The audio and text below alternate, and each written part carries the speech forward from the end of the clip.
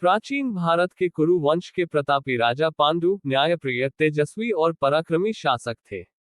वे हस्तिनापुर के राजा बने, लेकिन एक अनजाने पाप ने उनका जीवन बदल दिया। एक दिन पांडु अपनी पत्नियों कुंती और माद्री के साथ वन में थे।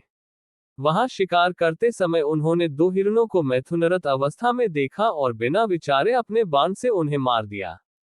लेकिन वह कोई सामान्य हिरण नहीं थे। वे एक ऋषि किंदम और उनकी पत्नी थे, जिन्होंने योगबल से हिरण का रूप धारण किया था।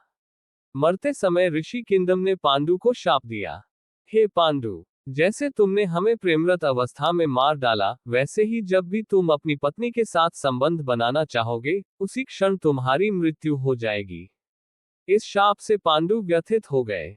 उन्होंने राजपाट त्याग दिया और पत्नी कुंती व माद्री के साथ वनवास ग्रहण कर लिया। वे तपस्वी जीवन जीने लगे। लेकिन एक और दुख उनके जीवन में था, वे संतानहीन थे। कुंती को एक वरदान प्राप्त था जिससे वह किसी भी देवता से संतान प्राप्त कर सकती थी। इसी वर से कुंती ने धर्मराज, वायुदेव और इंद्र से क्रमशः युधिष्ठिर, भीम और अर्जुन को जन्म दिया।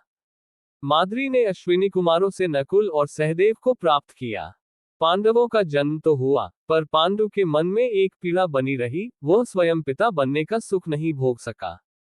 एक दिन वसंत की ऋतु में जब राजा पांडु ने अपनी पत्नी माद्री को देखा, तो उनके मन में काम भावना जाग उठी। उन्होंने शाप को भूलकर माद्री से संबंध बनाने का प्रयास किया। उसी क्षण शाप प्रभावी हुआ और राजा पांडु की मृत्यु हो गई। माद्री स्वयं को इस घटना का कारण मानकर आत्मग्लानि में डूब गई।